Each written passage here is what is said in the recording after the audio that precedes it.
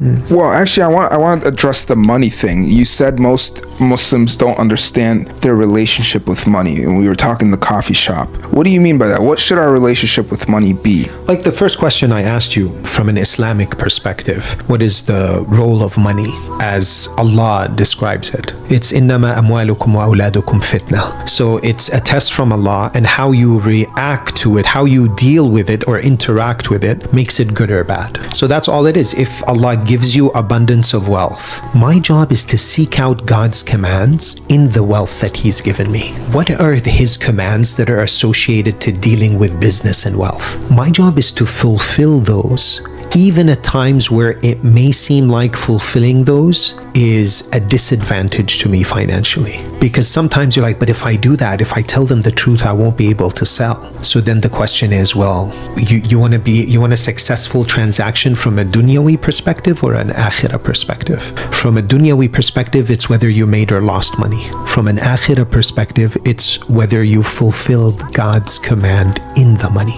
What if there's no money? What's God's commands when there are no money? What does He want from you when He hasn't given you much? Sabr. So money is no longer this like. Look, Allah, what does He say? He says, يَا ابْنَ آدَمْ خَلَقْتُكَ لِعِبَادَتِي فَلَا تَلْعَبْ وَقَسَمْتُ لَكَ رِزْقَكَ فَلَا تَتْعَبْ. That I created you for my worship, so don't play. And I've already assigned for you your portion of rizq. So don't fatigue yourself. Don't tire yourself. So He's not saying don't make an effort to, provide, work to make an income or earn a halal living. He's just saying don't tire yourself over it. Famshu.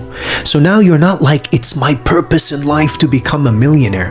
It's your purpose in your life to worship Allah and become a slave of Allah, not a millionaire. You can be a slave of Allah that's a millionaire, or a slave of Allah that's a poor pauper. That's God's business. And that's how fair God is, because now it means that the billionaire and the pauper Muslim both have equal opportunity. Remember when I told you Allah describes Sulaiman, ni'mal abd innahu awwab. And Sulaiman is shakur. Allah describes him as what a great servant. He's always returning to Allah. And then right after it, the story of Ayub. Inna wajadnahu sabiran. We found him sabir. Ni'mal abd innahu awwab. What a great servant. He is returning always to God's command.